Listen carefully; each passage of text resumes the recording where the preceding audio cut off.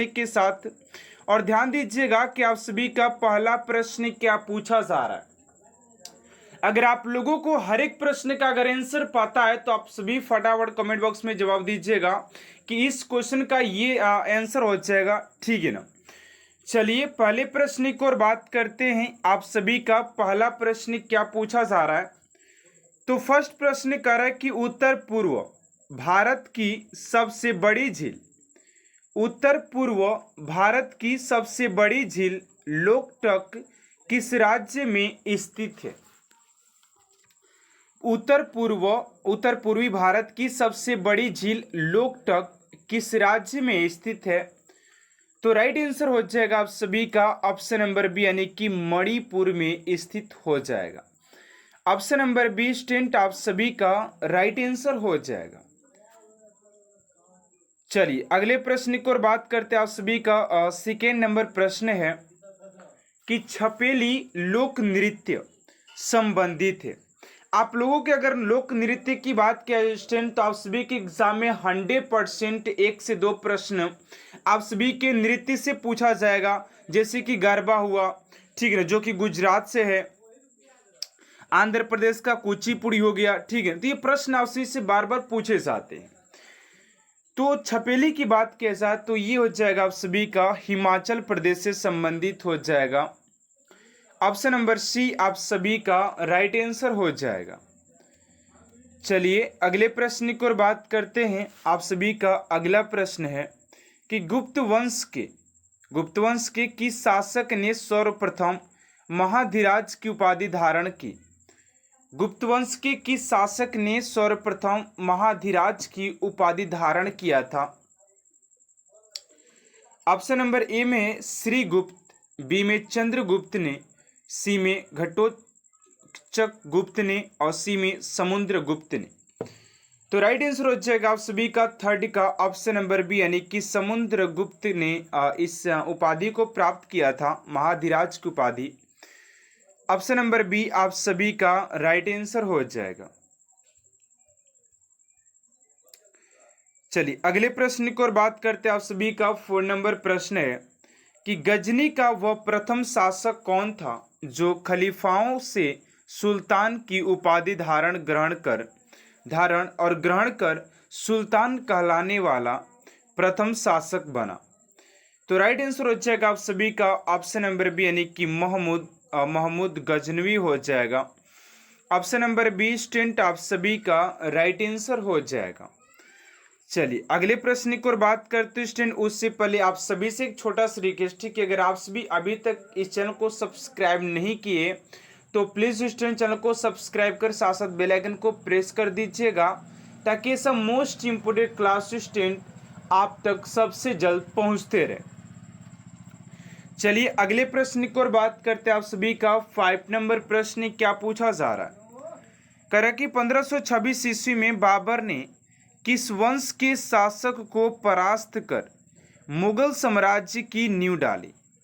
1526 ईस्वी में बाबर ने किस वंश के शासक को परास्त कर मुगल साम्राज्य की नींव डाली। वही बाबर है जिसने भारत पर 5 बार आक्रमण भी किया था, ठीक। वही बाबर है जो कि पानीपत का प्रथम युद्ध, आपसी की खानवा का युद्ध 1527 में, चंदेरी का 1528 में और घाघरा का युद्ध 1529 ईस्वी में इसी के बाबर ने ही इस युद्ध को लड़ा था, ठीक है ना।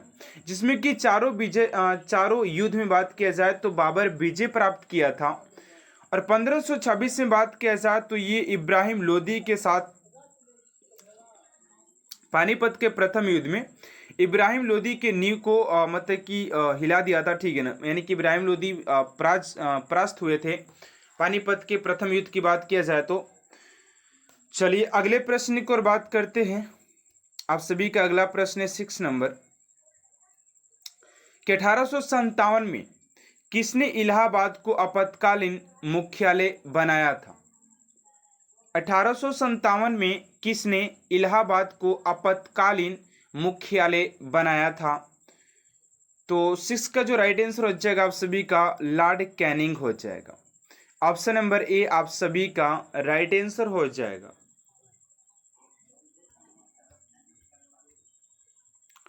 चलिए अगले प्रश्न की ओर बात करते हैं। आप सभी का 7 नंबर प्रश्न है कि भारतीय संविधान के अंतर्गत संघ और राज्यों के बीच शक्तियों का विभाजन किसकी प्रेरणा पर आधारित है। करें कि भारतीय संविधान के अंतर्गत संघ और राज्य के बीच शक्तियों का विभाजन किसकी प्रेरणा पर आधारित है। तो 7 का हो जाएगा आप सभी का ऑप्शन नंबर बी यानी कि कनाडा हो जाएगा। ऑप्शन नंबर बी आप सभी का राइट आंसर हो जाएगा। चलिए अगले प्रश्न की ओर बात करते हैं। अगला प्रश्न है कि हम्पी के खंडहर किस राज्य में है। हम्पी के खंडहर किस राज्य में स्थित हो जाएगा। तो 8 का राइट आंसर हो जाएगा आप सभी का ऑप्शन नंबर ए यानी कि कर्नाटक आप सभी का राइट आंसर हो जाएगा क्वेश्चन नंबर 8 का। चलिए अगले प्रश्न की ओर बात करते हैं। आप सभी का 9 नंबर प्रश्न पूछा जा रहा है कि अल्पना भारत के किस क्षेत्र की प्रमुख लोक कला शैली है। अल्पना भारत के किस क्षेत्र की प्रमुख लोक कला शैली है। तो 9 का राइट आंसर हो जाएगा आप सभी का ऑप्शन नंबर सी यानी कि पश्चिम बंगाल। ऑप्शन नंबर डी आप सभी का राइट आंसर हो जाएगा। चलिए अगले प्रश्न की ओर बात करते हैं। आप सभी का 10 नंबर प्रश्न है कि विश्व का सबसे ऊंचा जलप्रपात किस देश में अवस्थित है। विश्व की सबसे ऊंचा जलप्रपात किस देश में अवस्थित है। तो 10 का राइट आंसर हो जाएगा आप सभी का वेनेजुएला हो जाएगा। ऑप्शन नंबर ए आप सभी का राइट आंसर हो जाएगा। चलिए अगले प्रश्न की ओर बात करते हैं। आप सभी का 11 नंबर प्रश्न है कि कौन सा महाद्वीप मरुस्थल विहीन है। कौन सा महाद्वीप मरुस्थल विहीन है। तो 11 का राइट आंसर हो जाएगा आप सभी का ऑप्शन नंबर बी यानी कि यूरोप आप सभी का राइट आंसर हो जाएगा। चलिए अगले प्रश्न की ओर बात करते हैं। आप सभी का 12 नंबर प्रश्न है कि निम्नलिखित में से कौन बीजगणित के क्षेत्र में अपने योगदान के लिए विशेष रूप से जाना जाता है। तो फटाफट इस क्वेश्चन का राइट आंसर आप सभी कमेंट बॉक्स में डालिए कि इस क्वेश्चन का राइट आंसर क्या हो जाएगा।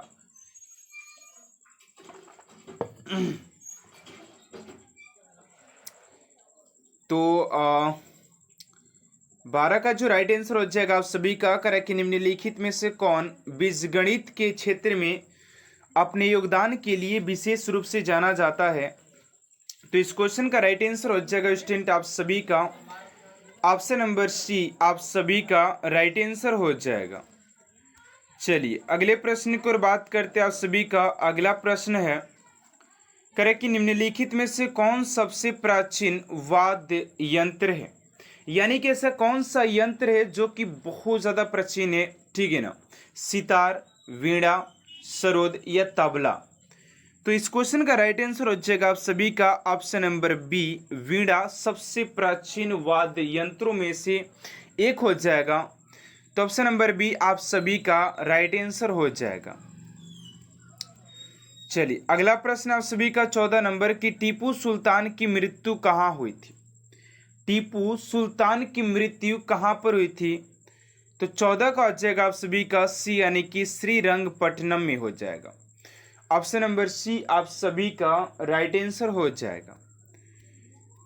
चलिए अगले प्रश्न की ओर बात करते हैं। 15 नंबर है कि विजय स्तंभ कहाँ स्थित है। विजय स्तंभ कहाँ पर स्थित है।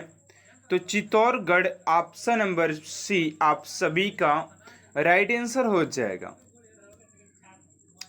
अगला प्रश्न है कि निम्नलिखित में से भारत पर पहली बार आक्रमण करने वाला कौन था। तो भारत पर पहली बार आक्रमण करने वाले की बात करें तो अरब लोग थे। ठीक है ना, अरबी थे। ऑप्शन नंबर बी आप सभी का राइट आंसर हो जाएगा। चलिए अगले प्रश्न की ओर बात करते हैं। आप सभी का 17 नंबर प्रश्न है कि राष्ट्रकूट साम्राज्य का संस्थापक कौन था। राष्ट्रकूट साम्राज्य का संस्थापक कौन था। तो 17 का हो जाएगा आप सभी का दंती दुर्ग हो जाएगा। ऑप्शन नंबर ए आप सभी का राइट आंसर हो जाएगा। चलिए अगले प्रश्न की ओर बात करते हैं कि विरूपाक्ष मंदिर का निर्माण किसने किया था। विरूपाक्ष मंदिर का निर्माण किसने किया था? तो 18 का जगह ए यानी कि चालुक्य के द्वारा किया गया था। ऑप्शन नंबर ए आप सभी का राइट आंसर हो जाएगा।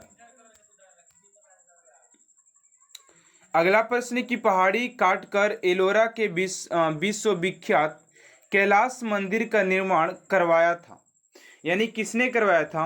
तो 19 का जगह आप सभी का सी यानी कि राष्ट्रकूट के द्वारा किया गया था। Option number C. चलिए नेक्स्ट प्रश्न की ओर बात करते 20 नंबर की ए रण अभिलेख का संबंध किस शासक से है?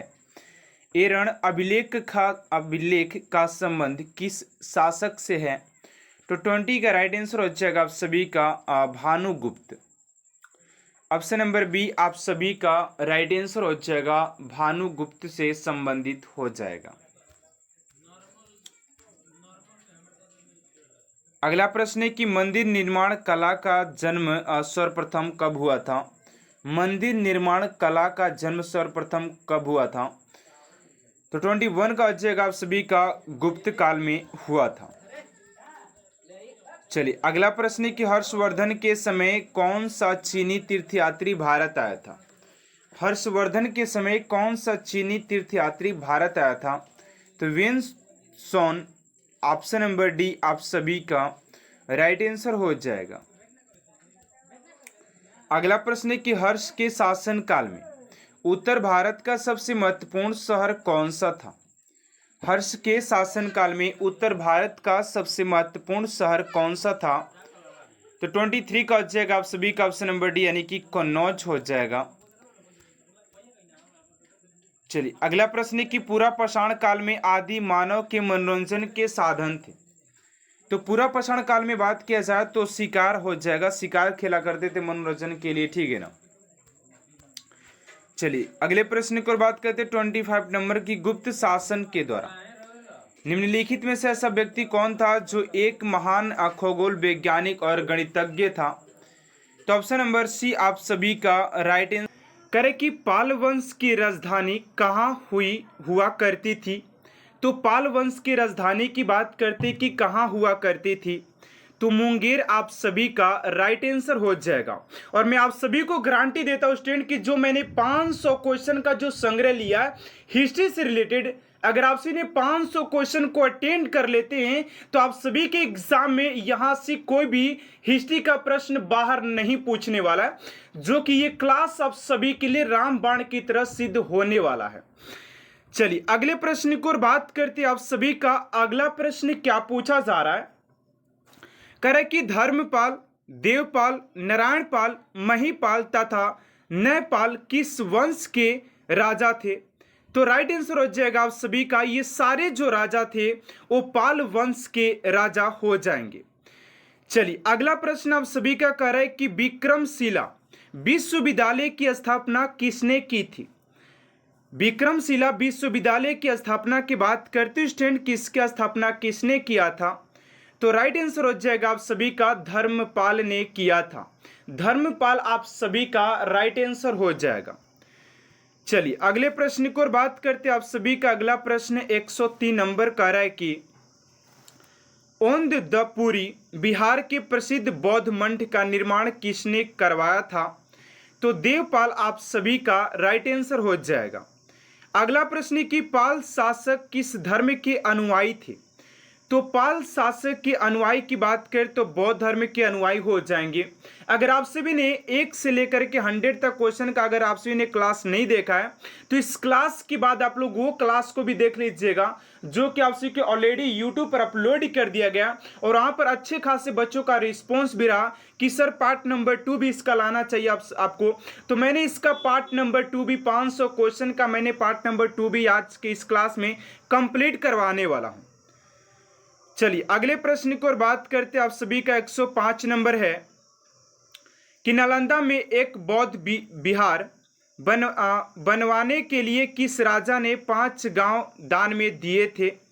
तो देवपाल आप सभी का राइट आंसर हो जाएगा क्वेश्चन नंबर 105 का। चलिए अगला प्रश्न आप सभी का 106 नंबर कि पृथ्वी राजस्व की रचना किसने की थी। जो तो हो जाएंगे चंद्रवरदाई, मध्यकालीन इतिहास के हो जाएंगे। अगला प्रश्न आप सभी का कि किसके नेतृत्व में अरबों ने भारत पर पहला आक्रमण किया था।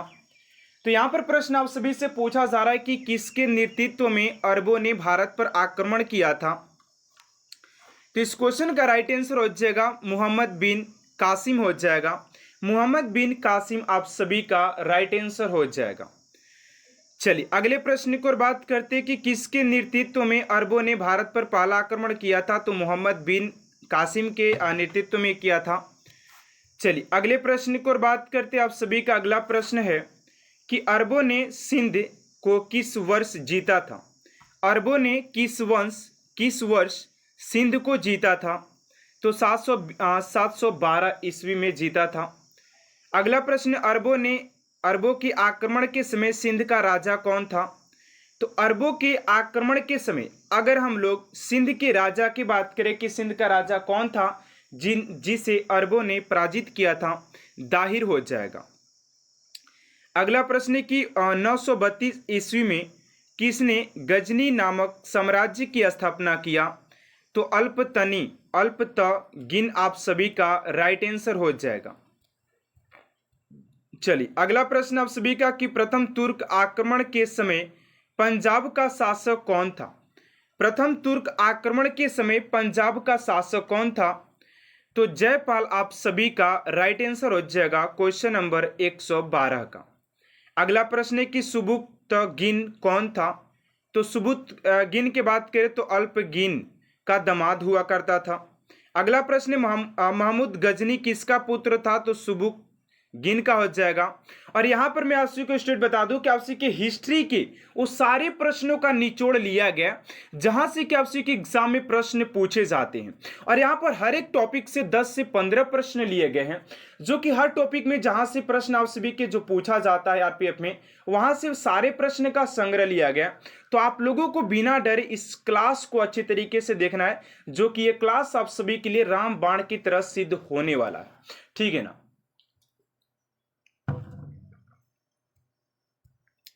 चलिए अगला प्रश्न 115 नंबर कि महमूद गजनी ने भारत पर कितनी बार आक्रमण किया था। तो 17 बार भारत पर आक्रमण किया था महमूद गजनवी। अगला प्रश्न कि महमूद गजनी ने पंजाब के शाही राजा जयपाल पर कब आक्रमण किया था। तो यहाँ पर प्रश्न यहाँ पर यार आंसर नहीं दिया गया। ठीक है ना, एक दोनों प्रश्न को हम लोग पेंडिंग में डालते हैं। ठीक है ना। चलिए अगला प्रश्न आप सभी का कि महमूद गजनी ने अंतिम भारतीय आक्रमण किसके विरोध किया था। तो 17वां आक्रमण किया था। अगला प्रश्न है कि यह महमूद गजनवी का अंतिम आक्रमण था। यह आक्रमण सिंध, और यहाँ पर प्रश्न इसका भी थोड़ा सा त्रुटि है। ठीक है ना, मिसप्रिंट हो जाता है, आप लोग थोड़ा सा ध्यान दीजिएगा। अगला प्रश्न 120 नंबर की सुल्तान की उपाधि धारण करने वाला प्रथम शासक कौन था।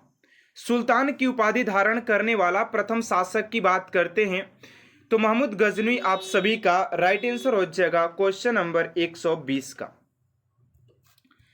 चलिए अगले प्रश्न की ओर बात करते 121 नंबर प्रश्न है कि अल-बरूनी, फिरदौसी, उत्बी तथा फारूकी किसके दरबारी कवि थे। तो महमूद गजनवी आप सभी का राइट आंसर हो जाएगा क्वेश्चन नंबर 121 का। अगला प्रश्न, महमूद गजनवी की मृत्यु कब हुई थी। तो 30 ईसा पूर्व। यहाँ पर भी कुछ मिस प्रिंट है यार। ठीक है ना, देख लीजिएगा थोड़ा सा। अगर आप लोगों को आंसर पता होता तो आप लोग फटाफट कमेंट बॉक्स में लिख दीजिएगा। ठीक है ना, क्योंकि शायद ये क्वेश्चन मिस प्रिंट आप सभी के लिए ही हुआ है कि आप लोग कितना तैयारी कर रहे हैं कि इस क्वेश्चन का आंसर आप लोग दे पाते कि नहीं दे पाते। अगर देना होगा तो आप लोग कमेंट बॉक्स में इसका आंसर लिख सकते हैं कि सर 122 नंबर क्वेश्चन का ये आंसर होना चाहिए, जो कि वहां पर मिस प्रिंट था। ठीक है ना। अगला प्रश्न है कि प्राचीन भारत के बारे में जानकारी हेतु प्रमुख स्रोतों में से एक धर्म ग्रंथ में किसका वेद है। तो 4 ऋग्वेद, यजुर्वेद, सामवेद तथा अथर्ववेद हो जाएगा। चलिए अगले प्रश्न को बात करते 124 नंबर प्रश्न है कि किस वेद से हमें आर्यों की राजनीतिक प्रणाली तथा इतिहास के बारे में जानकारी मिलती है। तो ऋग्वेद आप सभी का राइट आंसर हो जाएगा क्वेश्चन नंबर 124 का। अगला प्रश्न है, चारों वेदों में से सबसे प्राचीन वेद कौन सा है? चार चार तो वेद हम लोगों ने देखा कि ऋग्वेद, सामवेद, अथर्ववेद और यजुर्वेद, लेकिन उन चारों वेदों में से सबसे प्राचीन वेद की बात करते तो ऋग्वेद हो जाता है। प्राचीन यानी सबसे पुराना की बात करें तो ऋग्वेद हो जाता है। अगला प्रश्न है कि मत्स्य पुराण से हमें किस वंश के बारे में पता चलता है? तो आंध्र सातवाहन वंश के पता चलता है। अगला प्रश्न है कि महमूद बिन तुगलक की मृत्यु कहाँ हुई थी? महमूद बिन तुगलक की मृत्यु थट्टा में हुई थी। अगला प्रश्न है कि मोहम्मद बिन तुगलक के बाद दिल्ली का शासक बना तो फिरोज शाह तुगलक बना था। फिरोज शाह तुगलक किसका बेटा था? तो गयासुद्दीन के छोटे भाई रज्जब के बेटा था। ठीक है ना, रज्जब के बेटा हो जाएगा। अगला प्रश्न, हिंदू माता से उत्पन्न पहला मुस्लिम शासक कौन था? हिंदू माता से उत्पन्न पहला मुस्लिम शासक कौन था? तो फिरोज शाह तुगलक था। अगला प्रश्न है कि फिरोज शाह तुगलक ने इस्लामी कानून द्वारा स्वीकृत कौन से कर लगाए? तो खराज, खम्स, जजिया और जकात लगाया था। अगला प्रश्न आप सभी का ध्यान दीजिएगा कि गरीबों की सहायता के लिए फिरोज शाह ने किस विभाग की स्थापना किया? जो आप सभी के जो शासक था फिरोज शाह तुगलक जो था, वो अपने गरीबों के लिए एक विभाग का स्थापना किया था, शुरुआत किया था। उसका नाम था दीवान ए खैरात नामक दान विभाग था। अगला प्रश्न है कि सिंचाई की सुविधा के लिए फिरोज शाह तुगलक ने कितने नहर बनवाए? तो 5 नहर बनवाया था। फिरोज शाह ने कितनी कृत्रिम झीलों का निर्माण कराया था? 3।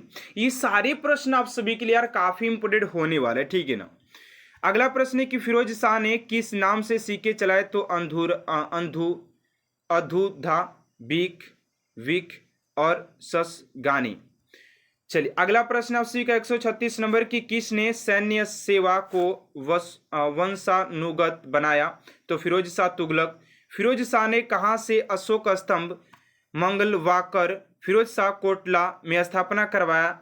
तो मेरठ तथा टोपरा आप सभी का राइट आंसर हो जाएगा। अगला प्रश्न है कि फतवा ए जनहादारी और तारीख फिरोज शाही की रचना किसने किया? तो बर्नी ने किया था। बर्नी आप सभी का राइट आंसर हो जाएगा। चलिए अगले प्रश्न को बात करते हैं आप सभी का। अगला प्रश्न है कि फिरोज शाह तुगलक ने अपनी आत्मकथा किस नाम से लिखी है? तो फतुहात ए फिरोज शाही से नाम के लिखा है। अगला प्रश्न है कि निजामुद्दीन औलिया किस तुगलक के से समाकलीन थे? तो गयासुद्दीन तुगलक हो जाएंगे। अगला प्रश्न है सारनाथ स्तंभ का निर्माण अशोक ने करवाया था। चलिए अगला प्रश्न आप सभी का कि अशोक के सारनाथ स्तंभ के निचले भाग पर कौन कौन से जानवर निरूपित हैं? हाथी, घोड़ा, सांड और सिंह हो जाएगा। अगला प्रश्न है किसने सहिष्णुता, उदारता और करुणा के त्रिविध आधार पर राजवंश की स्थापना की थी? तो अशोक आप सभी का राइट आंसर हो जाएगा। अगला प्रश्न है कि अशोक ने कहा चोल, पांड्य, केरल पुत्र और सतीय पुत्र का अपनी पड़ोसी शक्तियों के रूप में उल्लेख किया? तो शिलालेख द्वितीय में किया था। चलिए अगला प्रश्न है कि अशोक के शिलालेख में उसके किस एकमात्र पुत्र की चर्चा की गई है? तो तीवर का चर्चा किया गया है। अगला प्रश्न है दिल्ली सल्तनत में सबसे लंबी अवधि तक किस वंश का शासक था?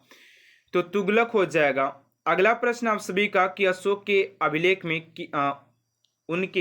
उसके किस एकमात्र पुत्र की चर्चा है? तो तीवर आप सभी का राइट आंसर हो जाएगा।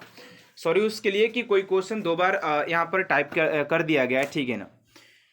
चलिए अगले प्रश्न को बात करते हैं आप सभी का 158 नंबर प्रश्न है कि हिंदुस्तान की राजधानी दिल्ली से फिरोज दौलताबाद की शासक ने स्थानांतरित की थी? तो मोहम्मद बिन तुगलक हो जाएगा। अगला प्रश्न, अशोक ने अपने किस शिलालेख में स्वयं का उल्लेख किया है? तो मास की। अशोक के ब्राह्मी लिपि अभिलेखों को सर्वप्रथम किसने पढ़ा? जेम्स प्रिंसेप ने पढ़ा था। अगला प्रश्न, श्रीनगर की स्थापना किस शासक ने की थी? तो अशोक ने किया था।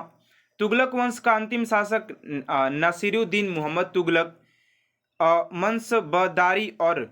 मनसबदारी प्रथा किसने लागू किया? तो अकबर ने लागू किया था। अगला प्रश्न, अकबर की मृत्यु कब हुई थी? तो 1605 ईस्वी में। मुगल शासक में सबसे पहले साम्राज्य को प्रांतों में किसने बांटा? तो अकबर ने बांटा था। अकबर ने पानीपत का द्वितीय युद्ध किस राजा के विरुद्ध किया? तो हेमू के विरुद्ध किया था।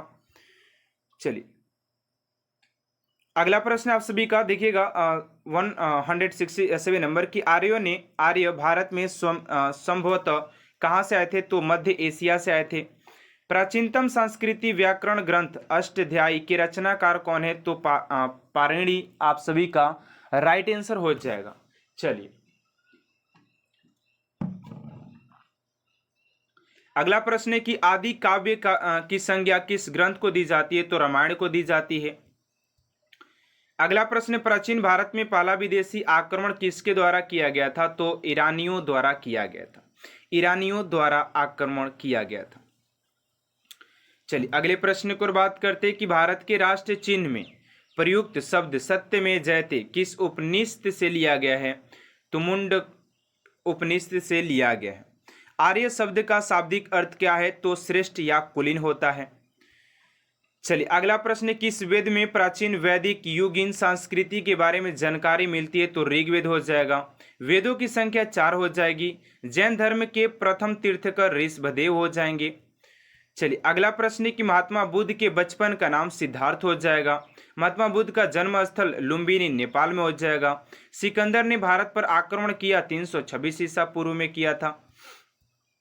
अगला प्रश्न, सिकंदर एवं पोरस के मध्य युद्ध किस नदी के तट पर लड़ा गया था? यह भी क्वेश्चन काफी इंपोर्टेंट, बहुत बार पूछा भी गया है। झेलम नदी हो जाएगा। मगध की प्रथम राजधानी कौन सी थी? तो गिरिब्रज थी। नंद वंश के संस्थापक महापद नंद थे। अगला प्रश्न, नंद वंश का अंतिम शासक धनानंद हुआ। बौद्ध धर्म का पवित्र ग्रंथ कहलाता है? तो त्रिपिटक आप सभी का राइट आंसर हो जाएगा क्वेश्चन नंबर 183 का। अगला प्रश्न, जैन धर्म का पवित्र ग्रंथ कहलाता है? तो आगम हो जाएगा।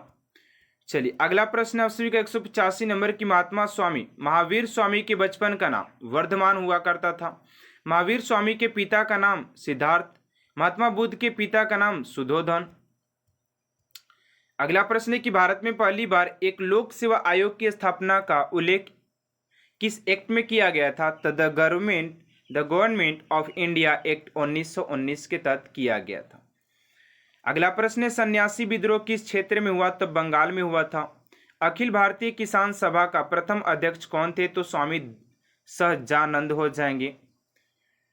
अगला प्रश्न है कि इंडिपेंडेंस लिंक की स्थापना किसने की थी? तो सुभाष चंद्र बोस ने किया था।